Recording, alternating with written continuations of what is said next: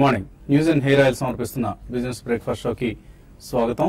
Asian markets లో కొంత week trend కనిపిస్తుంది ఈ మార్నింగ్. రెండు ప్రధాన వార్తలు అమెరికాకు సంబంధించిన ఆఫ్ కోర్స్ ఇవి.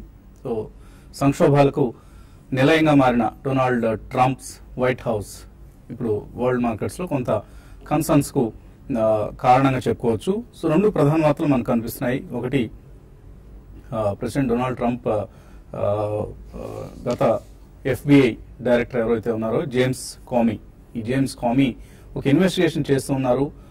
ట్రంప్కు సంబంధించిన national security advisor Michael Flynn అనే ఆయనపై ఆ ఇన్వెస్టిగేషన్ ను ఆపివేయమంటూ FBI డైరెక్టర్ని అడిగారట కామీని. ఆయన ఒప్పుకోలేదు. ఆ తర్వాత కామీని ఫైర్ చేయటం మనందరికీ తెలిసిందే. సో ఇది ఒక ప్రధానమైన ఆరోపణ. దీనికి సంబంధించి న్యూయార్క్ టైమ్స్, వాషింగ్టన్ పోస్ట్ లాంటి ప్రధాన పత్రికలు దుమ్మెత్తిపోస్తున్నాయి అక్కడ US లో. అలాగే మరొక ప్రధానమైన వార్త అమెరికాకు సంబంధించింది. రష్యా ఫారిన్ మినిస్టర్తో ఒక చాలా సీక్రెట్ ఇన్ఫర్మేషన్ అంటే చాలా రహస్యంగా ఉంచాల్సిన ఒక ఇన్ఫర్మేషన్ ని డొనాల్డ్ ట్రంప్ రష్యా ఫారిన్ మినిస్టర్కి అందజేశారు అన్న మరొక ఆరోపణ. సో ఇటువంటి ఆరోపణలతో అమెరికా రాజకీయ వ్యవస్థ అతలాకుతలం అవుతోంది. సో వైట్ హౌస్ సంక్షోభం మరొకసారి మనకు అక్కడ కనిపిస్తోంది. సో ఈ నేపథ్యంలో అఫ్ కోర్స్ ఇదంతా political crisis, there is nothing economical about it. But political crisis వచ్చినప్పుడల్లా కొద్దిగా మార్కెట్స్ చెల్లిస్తూ ఉంటాయి. కాబట్టి వరల్డ్ మార్కెట్స్ లో ఒక స్వల్ప నష్టాలతో కూడిన సెషన్ చూస్తున్నాం మనం.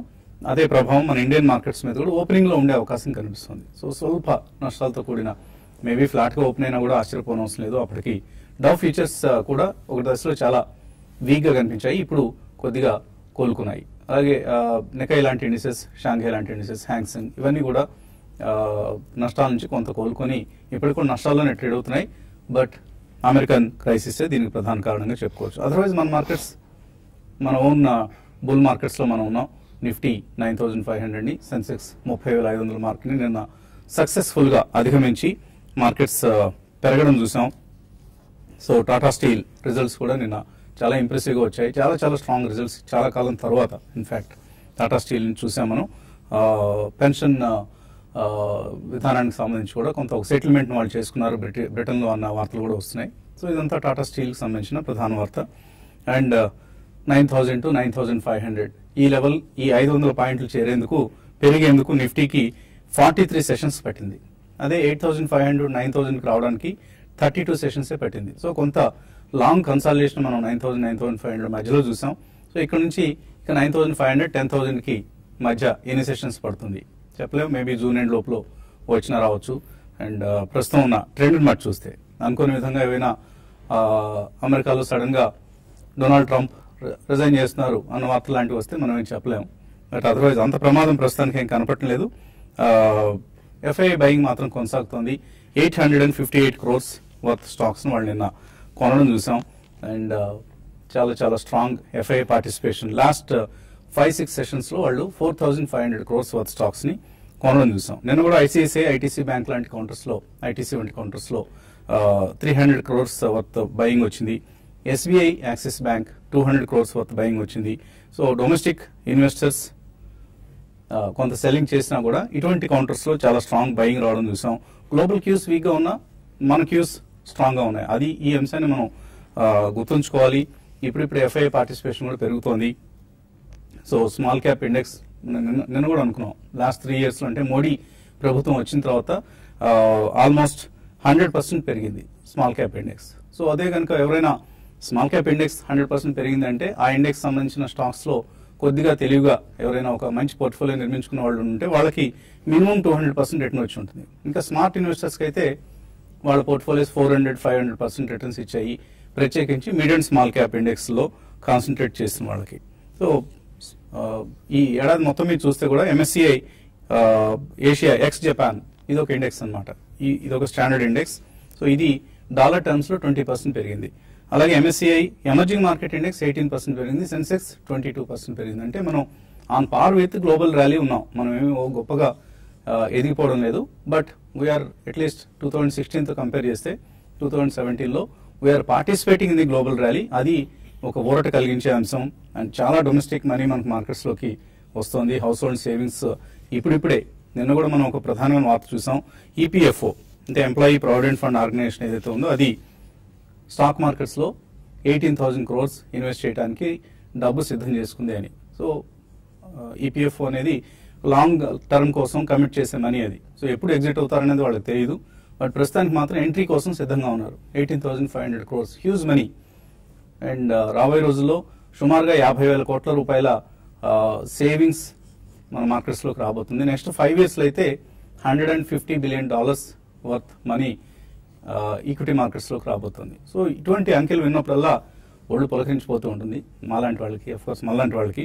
ఎందుకంటే ఇదంతా కూడా మన మార్కెట్స్ని డ్రైవ్ చేస్తుంది కదా, మన షేర్లన్నీ పెరుగుతాయి కదా, మన పోర్ట్ఫోలియోస్ చాలా స్ట్రాంగ్ రిటర్న్స్ ఇస్తాయి కదా, ఇటువంటి ఆశలు వస్తాయి కదా. సో అందుకని మనం పదే అందుకని చెప్పుకుంటుంది మార్కెట్స్లో ఇన్వెస్టెడ్గా ఉండండి, ఇన్వెస్ట్ చేస్తూ ఉండండి, ఎస్ఐపీలు చేస్తూ ఉండండి, డబ్బు అలా పెట్టేసి మర్చిపోండి, లేజీగా ఉండండి. Don't be so active, proactive in the markets అని చెప్తూ ఉంటాం. Not in terms of identifying the stocks, but in terms of staying invested, లేజీగా ఉండమని చెప్పేది. ఇంకా మార్కెట్స్ పరిస్థితి గురించి మాట్లాడేందుకు అనలిస్ట్ సిద్ధంగా ఉన్నారు మనతో. సో ఈ మార్నింగ్ కొద్దిగా కలవరపరిచే విధంగా ఉంది. అఫ్ కోర్స్ ఏ డిప్ని అయితే ఇన్వెస్టర్స్ కొంటున్నారో వాళ్ళందరికీ చక్కటి రిటర్న్స్ వస్తున్న సమయం ఇది. సో ఎటువంటి సందేశం ఇవ్వబోతున్నారు ఇవాళ? యా, బేసికలీ మార్కెట్ లో చాలా నాట్ ఓన్లీ రెసిలియన్స్ అండి అట్ లోవర్ లెవెల్, అంటే లోవర్ అంటే ఆల్మోస్ట్ అబౌట్ 30-50 పాయింట్స్ పడ్డా కానీ they is a lull for 1 or 2 days. దాని తర్వాత we're seeing extremely strong buying. ఎక్కడికక్కడ మనకి డైలీ కూడా ఆల్మోస్ట్ అబౌట్ 50 to 70 స్టాక్స్ అయితే ఆల్ టైమ్ హైని హిట్ చేస్తున్నాయి. This has been a trend for last even 1 or 2 months.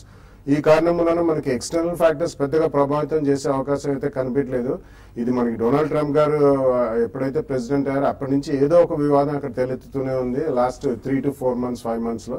So I don't think even American politics will derail Indian stock markets అని. అది పక్కన పెడితే మనకి all things just pointing out to a very positive future. ఎందుకంటే మనకి not only f i flows మళ్ళీ రావడం మొదలు పెట్టాయి అండ్ రూపీ ఆల్మోస్ట్ 64 దగ్గర ఐ థింక్ చాలా ఫ్యూ సెషన్స్ నుంచి చాలా స్ట్రాంగ్ గా ఉంది. ఇఫ్ ఇట్ ఆల్ అది వెళ్తే ఇంకా 61 to 62 రేంజ్ కూడా వెళ్తుందని చెప్పి ఎక్స్పర్ట్స్ అంటున్నారు. But by the year and maybe 64 కి మళ్ళీ రావచ్చు అని కూడా చెప్తున్నారు. సో మనకి కరెన్సీ స్టెబిలిటీ అనేది కూడా చాలా పివోటల్ రోల్ ప్లే చేసిందంటే రైట్ ఫ్రమ్ 68 to 64 ఆ కరెక్షన్ ఎప్పుడైతే వచ్చిందో ఐ థింక్ అరౌండ్ 63-64 చాలా స్ట్రాంగ్ గా ఉంది మనకి. So that's one of the main reasons. And domestic flows మీరు అన్నట్టు I think there is too much money. ఇంకా చాలా మ్యూచువల్ ఫండ్స్ కూడా close to about 5 to 6% of cash లో ఉన్నారు. సో ఎప్పుడైతే మనకి చిన్న చిన్న డిప్స్ వస్తాయో అక్కడ వాళ్ళు కొనడానికి రెడీగా ఉన్నారు. This too much money waiting to be even deployed. So ఇవన్నీ కూడా positive factors. Monsoon positive factor, GST implementation and reforms, not only in terms of economic reforms, even in terms of cleaning up black money and ఎటువంటి చర్యలు మన government of India వాళ్ళు చేసుకున్నారు. I think some of the foreigners or some of the even domestic people will love that. Going forward ఇటువంటి ఏమైనా జరిగితే I think there will be a huge economic activity. ఎందుకంటే మనకి డిస్ట్రిబ్యూషన్ ఆఫ్ మనీ కొద్దిగా even గా అవుతుంది. And ఈసారి ఎఫ్బిటి scheme కూడా almost 1 lakh crores during 17-18 it will go directly into the hands of individuals in India. So ఇవన్నీ కూడా తీసుకుంటే it's a extremely positive market. Stay invested and invest heavily on every dip అనే చెప్పొచ్చు. So opening లో స్వల్ప weakness ఉండే అవకాశం కనిపిస్తుంది. సో ట్రేడర్స్ ఎటువంటి డెసిషన్స్ తీసుకోవచ్చు? ఈ రోజులాగా కాకుండా కొంచెం ఈ రోజు మార్కెట్ లో సెల్లింగ్ రావడానికి, కొంత ప్రాఫిట్ బుకింగ్ రావడానికి ఈ రోజు అవకాశం ఉంది. మనం ఆ రోజు కూడా ఎక్కువగా బయింగ్ అంటే వెళ్ళమని చెప్తున్నాం. అయితే ఈ రోజు డే ట్రేడర్స్ పరంగా కొంచెం హైయర్ లెవెల్స్ లో సెల్లింగ్ చేయమని చెప్తున్నా, సెల్లింగ్ చేయొచ్చు. ఎందుకంటే లాస్ట్ ఫ్యూ డేస్ గా మార్కెట్ పెరుగుతున్నా కూడా అటు F&O డేటా కానీ గమనిస్తే ఎఫ్ఐస్ అలా హైయర్ లెవెల్స్ లో, మరి ముఖ్యంగా ఫ్యూచర్స్ లో, తర్వాత స్టాక్ ఫ్యూచర్స్ లో ఎక్కువగా షార్ట్స్ బిల్డ్ కావడం చూస్తున్నాం. నిన్న కూడా చూసుకుంటే 3.7% షార్ట్స్, 1.7% లాంగ్ బిల్డ్ అయినాయి. కాబట్టి కొంచెం ఈ లెవెల్లో మార్కెట్ ఆగొచ్చు. దీనికి తోడు global cues Dow futures 120 points minus లో ఉంది. సో మీ యూరోప్ మార్కెట్స్ ఆఫ్టర్నూన్ కొంచెం వీక్ కావచ్చు. కాబట్టి మార్కెట్స్ లో ఈ రోజు వరకు హై బీటా స్టాక్స్ కి కొంచెం దూరంగా ఉండమంటాను. తర్వాత హై బీటా స్టాక్స్ ని కొంచెం రిస్కీ ట్రేడర్స్ హైయర్ లెవెల్స్ లో సెల్ చేయమంటాను. నిన్నగాని మార్కెట్ చూస్తే ఒక టైంలో బ్యాంక్ నిఫ్టీ వీక్ ఉన్న బ్యాంక్ నిఫ్టీని మళ్ళీ లాస్ట్ లో బ్యాంక్ నిఫ్టీ సపోర్ట్ తో న్యూ హైస్ వైపు 9.5 పైన క్లోజ్ కావడం చూసాం. అయితే ఈ రోజు మళ్ళీ బ్యాంక్ నిఫ్టీలో కొంచెం ప్రాఫిట్ బుకింగ్ రావచ్చు. ఏదైనా కూడా markets buy and dips short term వ్యూతో, నియర్ టర్మ్ వ్యూతో బై అండ్ డిప్స్ అని చెప్పొచ్చు. అయితే 1-2 రోజులకు మాత్రం మార్కెట్ లో ఒక డిప్ అనేది ఎక్స్పెక్ట్ చేయొచ్చు. ఎందుకంటే ఓవర్ బాట్ లో ఉంది, ప్లస్ ఒక డిప్ అనేది ఒక చిన్న కరెక్షన్ కూడా ఇటువంటి మార్కెట్స్ కి హెల్దీ కరెక్షన్ అవుతుంది. కాబట్టి ప్రస్తుతం ఈ రోజు హయ్యర్ లెవెల్స్ లో సెల్ చేయడానికి ఇండస్ఇండ్ బ్యాంక్ ని సెలెక్ట్ చేసుకోమంటాను. లాస్ట్ ఫ్యూ డేస్ గా చూసుకుంటే ఇది కొంచెం లో నుంచి రికవర్ అయింది. కాకపోతే ఈ సిరీస్ లో అంత పర్ఫార్మెన్స్ అనేది ఇండస్ఇండ్ బ్యాంక్ లో కనపడలేదు. దీని హైయర్ లెవెల్స్ లో సెల్ చేయమంటాను. 1440 బిలో ఉంటే సెల్ చేయొచ్చు. 1446 స్టాప్ లాస్, 1426 దాకా రావచ్చు. ఇంకా బయింగ్ విషయానికి వస్తే యునైటెడ్ స్పిరిట్స్ ఒకటి 2120 పైన ఉంటే బై చేసుకోమంటాను. 2160 2180 వరకు వెళ్లే అవకాశం ఉంది. అదేవిధంగా సన్ ఫార్మా స్టాక్స్ లో కొంత లాస్ట్ ఫ్యూ డేస్ గా రెడ్డి ల్యాబ్స్ లో మంచి బౌన్స్ బ్యాక్ చూసాము. అదేవిధంగా మిగతా అదర్ స్టాక్స్ నెక్స్ట్ సిప్లా తర్వాత ఈవెన్ సన్ ఫార్మా కూడా కరెంట్ లెవెల్స్ నుంచి బాగా పెరిగే అవకాశాలు కనపడుతున్నాయి. కాబట్టి స్లోగా short term two medium term investors కూడా ఇంకా స్లోగా ఫార్మా స్టాక్స్ ని బయింగ్ స్టార్ట్ చేయమని చెప్తాను. వాటిలో షార్ట్ టర్మ్ కి పొజిషన్ తీసుకోవచ్చు. ఆ తర్వాత కొంచెం రిస్కీ ట్రేడర్స్ రిలయన్స్ ఇన్ఫ్రాను కూడా హైయర్ లెవెల్స్ లో సెల్ చేయమంటాను. బ్యాంక్ నిఫ్టీ విషయానికి వస్తే ఈ రోజు కొంచెం ఫ్లాట్ గా కొంచెం డౌన్ సైడ్ తో క్లోజ్ అయ్యే అవకాశాలు ఎక్కువ ఉన్నాయి. మార్కెట్స్ మాత్రం కొంచెం మైనస్ లో ఈ రోజు క్లోజ్ కావచ్చు అండి. But don't go short sellers ఎప్పటికప్పుడు స్క్వీజ్ చేసేస్తున్నారు. షార్ట్ సెల్లర్స్ కి అనువైన సమయం కాదు ఇది. ఎవరైనా చిన్న సెల్లింగ్ చేసినప్పుడు వెంటనే కవర్ చేసుకోవడం మర్చిపోవద్దు. ఎప్పటికప్పుడు షార్ట్ కవరింగ్ వచ్చే మార్కెట్ ఇది. Especially second half of May is going to be another breakout వచ్చే మార్కెట్లో ఎనదర్ బ్రేక్అవుట్ వచ్చే ఛాన్స్ కూడా కనిపిస్తున్నాయి. సో చిన్న బ్రేక్ తీసినాం. బ్రేక్ తర్వాత ఇన్వెస్టర్ల మెయిల్స్ కాల్స్ కు సమాధానాలు ఇద్దాం.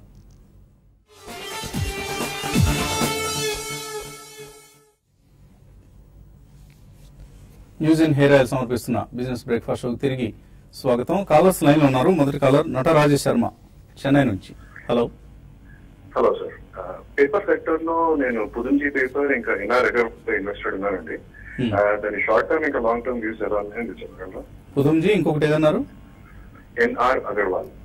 ఎన్ఆర్ అగర్వాల్ ఈ రెండు ఎలా ఉన్నాయి ఈ companies?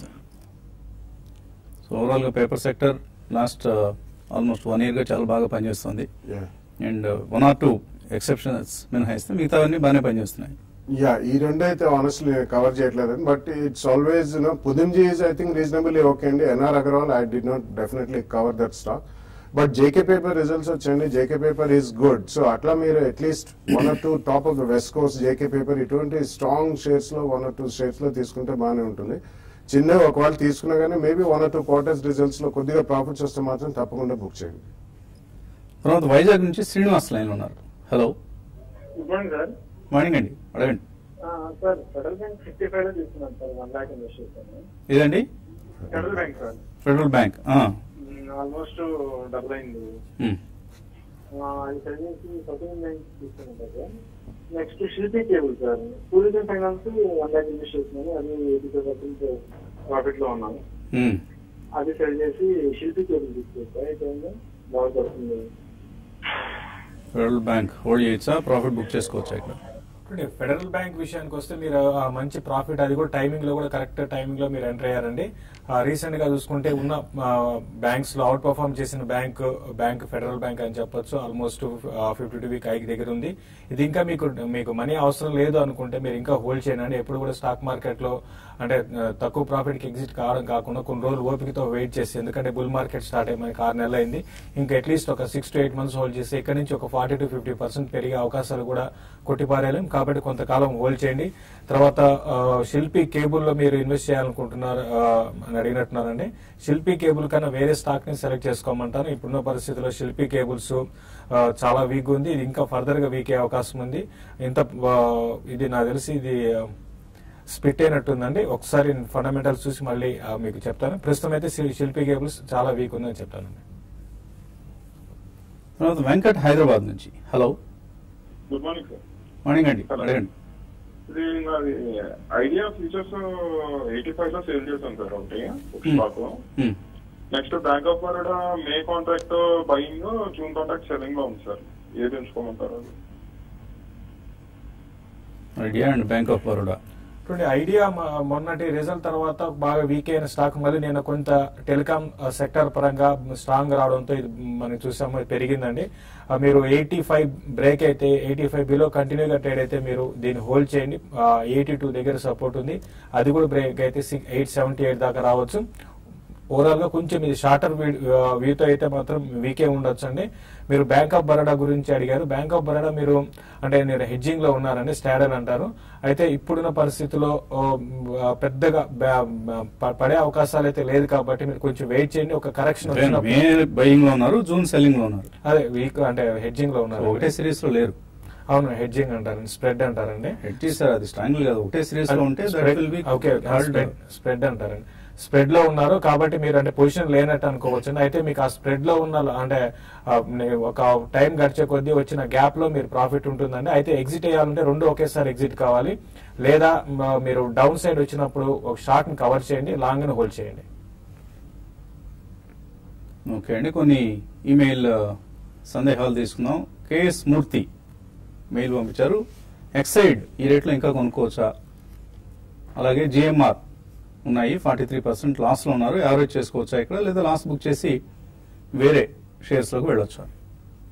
I think Exide you can buy, and definitely, last 1 year, I think it's been a great turnaround story, and quarter on quarter they are posting very good results. So Amar Raja తర్వాత Exide is really trying to do the catch up game. తప్పకుండా మీరు Exide కొనొచ్చండి. Immediately కాదు, కొద్దిగా results అంటే additional గా కొనొచ్చా అని అడిగినట్టున్నారు. So కొద్దిగా results అయిన తర్వాత ఓవరాల్ మార్కెట్ కూడా హీటెడ్ అప్ ఉంది కాబట్టి జిఎంఆర్ యావరేజ్ చేసుకోవటం ఇప్పుడు అడ్వైజబుల్ కాదండి. Maybe you can wait for some more time, let the companies position be clear. తర్వాత లాస్ట్ బుక్ చేసి వేరే షేర్స్ కొనుక్కోమంటారా? మీ ధైర్యాన్ని బట్టి ఉంటుంది. అలాగే జై భారత్ మారుతి ఎంతవరకు పెరగచ్చు? జై భారత్ మారుతి మీరు హోల్డ్ చేయండి. ప్రస్తుతం అయితే స్టాక్ మళ్ళీ లాస్ట్ ఒక ఫ్యూ డేస్ గా గమనిస్తే మనకి auto related stocks, auto engineering stocks లో ఒక అప్ ట్రెండ్ ఉంది. ఎంతవరకు పెరుగుతుంది ఎగ్జాక్ట్ గా చెప్పలేమండి. మిడ్ క్యాప్ లో స్టార్టింగ్ ఇది ఈ మధ్య కాలంలో 400 నుంచి ర్యాలీ స్టార్ట్ అయింది. ఆ ర్యాలీ కొనసాగొచ్చండి. న్యూ హైస్ వైపు వెళ్ళి 760 to 800 మధ్యలో నెక్స్ట్ ఒక ఫ్యూ మంత్స్ లో రావడానికి అవకాశం ఉంది. చాలా బాగా పెరిగిన స్టాక్ అండి. ఇక్కడ కరెక్షన్ అయితే డెఫినెట్ గా వస్తుంది జై భారత్ మారుతిలో. Maybe all the stocks, Indiabulls real estate, ITI, Jai Bharat Maruti or Motilal Oswal, Venky's, Avanti feeds ఇవన్నీ బాగా పెరిగిన స్టాక్స్ ఇవి. సో ఎక్కడో చోట కరెక్షన్ అయితే తథ్యం. మేబీ 200 డే మూవింగ్ యావరేజ్ కంటే ఆల్మోస్ట్ 80 to 100% పైన ట్రేడ్ అవుతున్నాయి ఇవన్నీ కూడా. సో ఒక కరెక్షన్ వస్తుంది జై భారత్ మారుతి లాంటి వాటిలో. దానికి సిద్ధంగా ఉంటే okay, otherwise you can book some profits here. తర్వాత అంజీ మెయిల్ పంపించారు, ఇండియా బుల్స్ రియల్ ఎస్టేట్ 152లో కొన్నారు, హోల్డ్ చేయమంటారా, సెల్ చేయమంటారా? లాంగ్ టర్మ్ కోసం అయితే హోల్డ్ చేయండి. If you're short term trader are investor you can book some profit. SBI కూడా ఉన్నాయి, 224లో తీసుకున్నారు 1 year బ్యాక్, హోల్డ్ చేయొచ్చా? ఎస్బీఐ కూడా ఎస్బీఐ హోల్డ్ చేయండి. రీసెంట్ గా ఉన్న వాటిలో పిఎస్యూ బ్యాంక్స్ లో చాలా స్ట్రాంగ్ ఉంది, హోల్డ్ చేయండి. అంటే ఇవన్నీ కూడా ఏదంటే షార్ట్ టర్మ్ లో ఒక కరెక్షన్ వచ్చినాక రియాక్షన్ వస్తాయండి. మీరు మళ్ళీ రీఎంటర్ అనే స్కిల్స్ ఉంటే అమ్మేసి మళ్ళీ రీఎంటర్ కండి, లేదా మీరు లాంగ్ టర్మ్ అంటే హోల్డ్ చేయొచ్చు. రమేష్ అయ్య గారు అడుగుతున్నారు, ఆర్బీఎల్ బ్యాంక్ 440లో, ఎస్కాట్స్ 260లో, టీవీఎస్ మోటార్స్ 410లో ఉన్నాయి, ఇంకా కొనుక్కోవచ్చు అవి? రిజల్ట్ సీజన్ అయ్యేదాకా ఆగండి. 3 మంచి కౌంటర్స్, డెఫినెట్లీ అడిషనల్ గా కొనాలనుకుంటున్నారు కాబట్టి you can wait till June 1st or 2nd week అండి. దాని తర్వాత ఫ్రెష్ గా కొద్దిగా ఏమైనా డిప్స్ వస్తే కొనుక్కోవచ్చు. అలాగే రత్నం అడుగుతున్నారు, Divi's labs MSCI global index నుంచి తీసేశారు, దీని మీనింగ్ ఏంటి, ఏదైనా ఎఫెక్ట్ ఉంటుందా? ఇండెక్స్ లో ఉంచడం తీసేయడం కంటే కూడా కంపెనీలో జరుగుతున్న పరిణామాలు ముఖ్యం అండి. అవి వాటి ఆధారంగానే ఇన్వెస్టర్స్ డెసిషన్స్ తీసుకుంటారు. ఎక్కడైనా ఇన్స్టిట్యూషనల్ ఇన్వెస్టర్స్ కొంతమంది వాటి ఎడిషన్స్ డెలిషన్స్ ఆధారంగా బయింగ్ సెల్లింగ్ చేస్తూ ఉంటారు. బయింగ్ అనేది నార్మల్గా జరుగుతూ ఉంటుంది, సెల్లింగ్ అంతగా రాదు. సో దివీస్ లో కూడా నేను పెద్ద ఫాల్ ఏమని చూడలేదు. సో టెక్నికల్ ఎలా ఉంది దివీస్ ల్యాబ్స్? ఇది ఎటువంటి మనకి దివి ల్యాబ్స్ లో ఒకసారి ఫాల్ తర్వాత మధ్యలో చిన్న బౌన్సెస్ వస్తున్నాయి, బట్ సస్టైన్ కావట్లేదండి. అయితే ఫార్మా సెక్టర్ ఇక్కడ కొంచెం ఆగడానికి అవకాశం ఉంది. అటువంటి అంటే మీరు ఫ్రెష్ ఇన్వెస్ట్మెంట్స్ అయితే వద్దండి. మీకు ఆల్రెడీ ఉంటే హోల్డ్ చేసుకుని ర్యాలీస్ లో ఎగ్జిట్ కానీ, మీకు ఇదే సెక్టర్ లో ఉండాలనుకుంటే గానీ మీరు సిప్లా గానీ, క్యాడిలా గానీ ఇటువంటి వాటిని సెలెక్ట్ చేసుకోమంటాను. ఈవెన్ రెడ్డి ల్యాబ్స్ కూడా వెళ్ళొచ్చు. దివి ల్యాబ్ మాత్రం ఇప్పుడు ఈ న్యూస్ అంతా అంటే నెగిటివ్ న్యూస్ అంతా పోయి మళ్ళీ పాజిటివ్ న్యూస్ వచ్చేటప్పుడు పెద్ద పెరిగే అవకాశం లేదండి.